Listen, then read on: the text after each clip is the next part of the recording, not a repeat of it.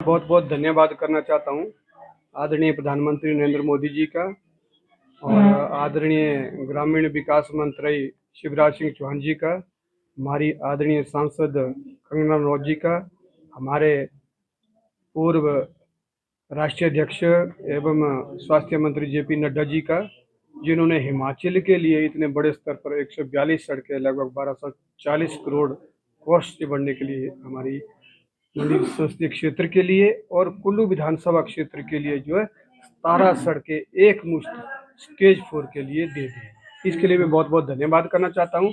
साथ में हमने ये बात पहले भी कही थी, क्योंकि 20 तारीख को शिवराज सिंह चौहान जी जो हमारे केंद्रीय ग्रामीण विकास मंत्री है, उन्होंने कंगना जी को चिट्ठी लिख के ये बताया कि जो है आपकी अनुशंसा से ये फाइनली फाइनेंशियली अप्रूव्ड हो गई है। तो इससे पहले भी हम इस विषय पर प्रेस कॉन्फ्रेंस 19 नवंबर को कर चुके हैं। हमने उसमें बताया था कि हम प्रेस इसलिए कर रहे हैं कि यहाँ जो लोग झूठा श्रेय लेने आ जाते हैं। कांग्रेस के लोग जो है पिछले 3 सालों से विकास की एक ईंट तक नहीं लगाए, केवल ऋण लेने का काम किया, अपने लिए सुविधा लेने का झूठा काम उन्होंने किया। जब भी केंद्र से कोई योजना स्वीकृत होती है तो फटाफट प्रेस में आ जाते हैं या फिर कहीं उद्घाटन करने जाते हैं, कहीं पूजा पाठ करके शुरुआत कराते हैं कि भाई भोले भाले लोगों को ठगने का काम करते हैं। मैं समझता हूँ कि अब जो कुल्लू की जनता, कुल्लू विधानसभा क्षेत्र की जनता, हिमाचल की जनता इन झूठ बोलने वालों से ठगी नहीं जाएगी। इसलिए हम ये स्पष्ट करना चाहते हैं कि ये जो है केंद्र से फाइनेंस्ड योजनाएं हैं।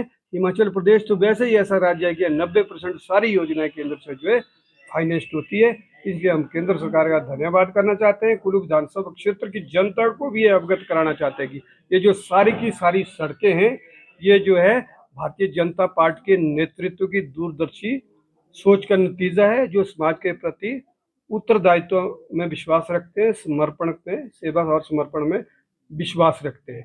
तो मैं तो यहाँ के स्थानीय नेताओं को, यहाँ के विधायक को भी ये कहना चाहता हूँ, जैसे हमने पहले भी कहा, बाकी लिंक रोड तो छोड़ो, यहाँ सड़कों की स्थिति इतनी बुरी हालत है, पानी की स्थिति बुरी हालत है, स्कूलों की स्थिति बुरी हालत है, हर चीज की स्थिति बुरी हालत है।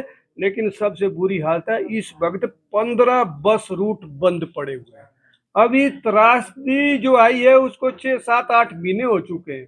मौसम भी बिल्कुल साफ है, तो सरकार और प्रतिनिधि सब सोए हुए हैं। इतने बड़े लार्ज स्केल में 15 रूट हमने विस्तार से बताए, बरशैनी से लेकर लग घाटी, कराल घाटी, महाराजा घाटी और कुल्लू शहर तक ऐसे जो है 15 रूट बंद पड़े हैं। लोगों को बड़ी परेशानी का सामना करना पड़ रहा है, टैक्सियों में जाना पड़ रहा है, स्कूल के बच्चों को पैदल जंगलों से जाते हुए 3-3, 4-4 किलोमीटर जाना पड़ रहा है। और कभी भी किसी भी तरह का हादसा होता है तो इस सोई हुई सरकार को जगाने के लिए हमने ये प्रेस वार्ता की। वो झूठा श्रेय लेना बंद करे, जो पहले से चले हुए काम है, जो उनकी नैतिक जिम्मेदारी बनती है, उन पर ध्यान दें। विधानसभा क्षेत्र के अंदर हर एक या कोई भी फाइल उठाएंगे तो बहुत बुरी हालत है, शिक्षा का उठाएं या हेल्थ का उठाएं, और सबसे बड़ी बुरी हालत जो उदाहरण हमारे सामने अभी अभी आया लॉ एंड ऑर्डर का।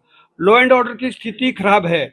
अभी हमने देखा कि भाई कर्मचारियों को काम करना शुरू हो गया। कुल्लू विधानसभा क्षेत्र के कर्मचारी को जो अपने काम करने, अपनी ड्यूटी निभाने गया, उसको जो है बड़ी बुरी तरह से पीटा गया। और कांग्रेस की सरकार जो है अपराधियों को संरक्षण देने का काम कर रही है।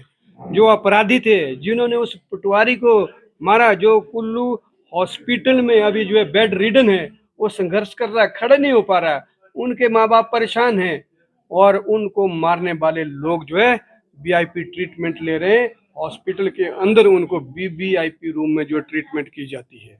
लोगों को बेड नहीं मिलता, मरीजों को जो डिजर्व करता, जिसको चाहिए होता है, उनको स्पेशल वार्ड नहीं मिलता, उनको जो है वीवीआईपी रूम पॉलिटिकल प्रेशर में दिया जाता है। जब हमने एसपी से बात की, जब जो हमारे नेता प्रतिपक्ष हॉस्पिटल में गए, हमारे पूर्व मंत्री गोविंद सिंह ठाकुर जी उनसे मिले और हम स्वयं मिले, फिर जो है थोड़ा प्रेशर डाल के फिर भी उन्होंने जो है अपराधी को जैसे कैसे करके जो है पीजीआई को रेफर किया ताकि वो अरेस्ट ना हो। कोर्ट ने पिछले कल ही जो उनकी बेल एप्लीकेशन रद्द कर दी है।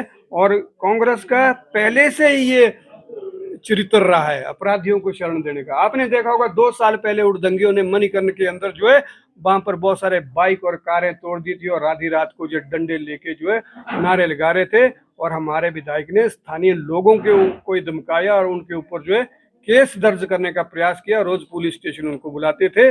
और ऐसा ही पिछले वर्ष भी डुंखरा के अंदर और जरी के अंदर वहाँ साडा बैरियर तोड़ा गया। उड़दंगी वहां आए और उल्टे जब जो हम डीसी के पास वो ज्ञापन देने गए, वहां के लोकल लोग जो भुक्तभोगी थे ज्ञापन देने गए, उनके ऊपर केस ठोके गए। हमारे जो अमन सूद यहाँ डुंकरा के रहने वाले, उनके ऊपर अभी भी केस चला। हमारी जिला परिषद को पुलिस स्टेशन ने बुलाया, मुझे भी ऐसा बोल रहे थे कि भी आप भी आओ। तो ऐसा अपराधियों को संरक्षण देने का इनका पहले से स्वभाव है।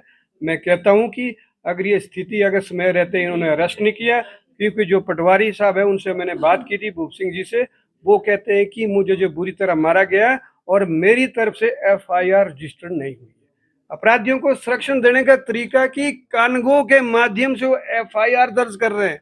कहते हैं कि ये सीनियर अधिकारी इसलिए, अब पता नहीं क्या मैच फिक्स है कानूनगो पुलिस और सरकार के बीच, क्या मैच फिक्स है, ना जाने क्या बात है। किस तरह से बिल्कुल साधारण धाराएं लगा के जो है अपराधियों को इधर उधर भगाया जा रहा है, ना तो उनको अरेस्ट कर पा रही है। पुलिस के ऊपर जो भारी दबाव डाला जा रहा है, सीएमओ के ऊपर भारी दबाव डाला जा रहा है, प्रशासन के ऊपर भारी दबाव डाला जा रहा है। मैं अधिकारियों को और सरकार को भी बताना चाहता हूं कि बीता हुआ समय जो है बहुत कम है, आने वाला समय ज्यादा है। एक एक का हिसाब किताब होगा।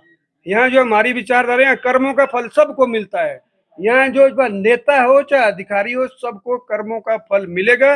ये गीता में भी लिखा हुआ और ये सच बात है। आगे आने वाले समय में भारतीय जनता पार्टी की सरकार आएगी, सबको उनके कर्मों का फल अवश्य मिलेगा। जी।